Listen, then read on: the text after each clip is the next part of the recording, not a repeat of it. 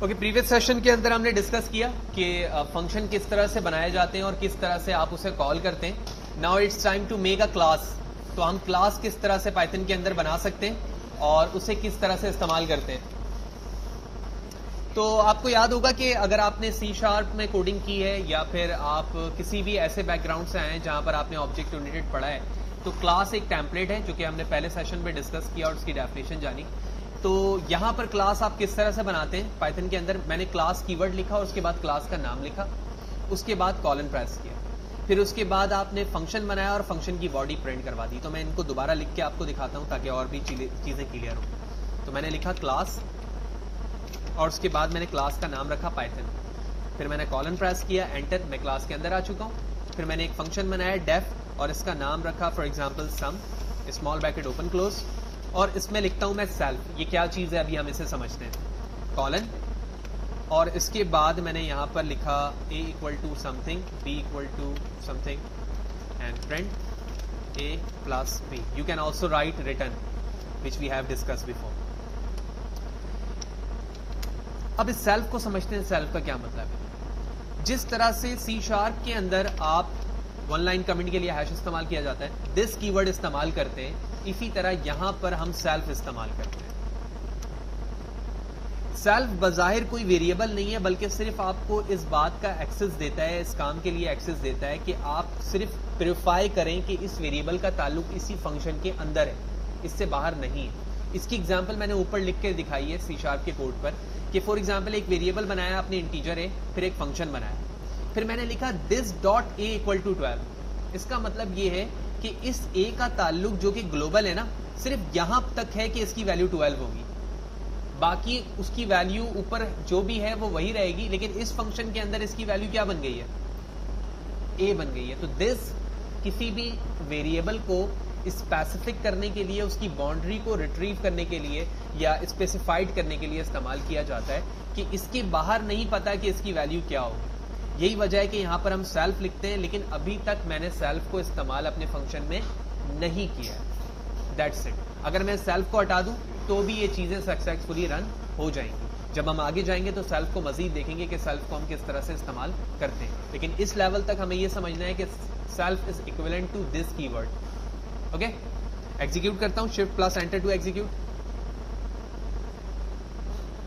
अब बारी आती है ऑब्जेक्ट क्रिएट करने की। तो आपको याद होगा कि हम C# के अंदर ऑब्जेक्ट इस तरह से बनाते थे। अगर हमारी क्लास का नाम है पाइथन तो हम लिखते थे Python obj equal to new Python. तो obj it is the name of your object, ठीक है ना। लेकिन यहां पर ऑब्जेक्ट बनाने का तरीका थोड़ा सा मुनफरिद है।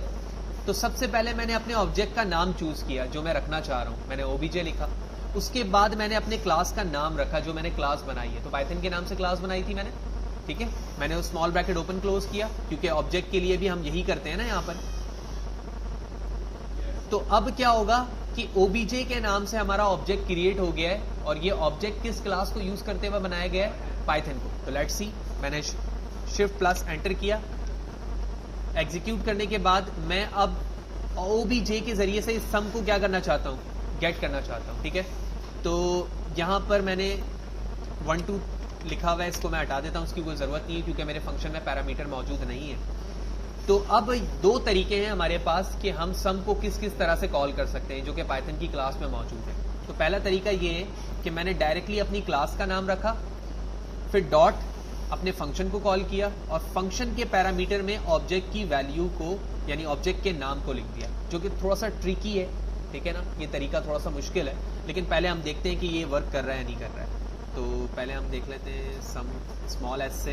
तो यहाँ पे कैपिटल एस लिखा हुआ है, मैं इसे स्मॉल करता हूँ, shift plus enter to execute. आप देख रहे हैं वैल्यू 3 प्रिंट हो गई। क्यों? क्योंकि इस सम के अंदर दो वैल्यू ऐड हो रही है, a प्लस b, ये वैल्यू प्रिंट हो गई। दूसरा तरीका हमारा बड़ा आसान है, आपको याद होगा C# के अंदर हम इसी तरह से लिखते थे obj डॉट और उसके बाद अपने फंक्शन को कॉल कर लेते थे। तो यहाँ पे लिखा हुआ है obj, फिर मैंने डॉट प्रेस किया, फंक्शन का नाम स्मॉल एस से सम है, मैंने इसे कॉल किया और shift plus enter to execute and it's 1।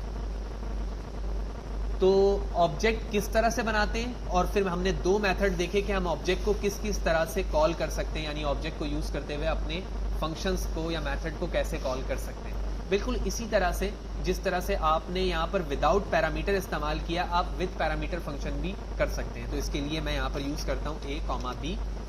तो इसकी कोई ज़रूरत नहीं है इन दोनों वेरिएबल्स की, क्योंकि ये पैरामीटर के अंदर मौजूद है।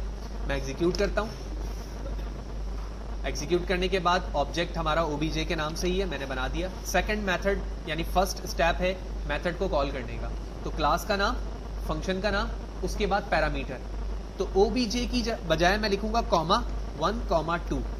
तो ओबीजे तो हमारे ऑब्जेक्ट का नाम है, लेकिन 1 और 2 किसका नाम है, किसकी वैल्यू है, ए और बी की। ठीक है, let's see output remain 3 and it's work. Similarly obj dot sum, कोई पैरामीटर की वैल्यू नहीं है, लेकिन इस वक्त फंक्शन विद पैरामीटर है, तो मैंने लिखा 1, फॉर एग्जांपल 4। तो result will be 5। Let's see, shift plus enter to execute and it's work. तो इस सेशन पे दो अहम चीजें हमने देखी कि आप क्लास किस तरह से बनाते हो और ऑब्जेक्ट कैसे क्रिएट करते हो। देन ऑब्जेक्ट को हम किस तरह से यूज करते हुए अपने फंक्शंस को कॉल कर सकते हैं और उसकी वैल्यू को प्रिंट करवा सकते हैं।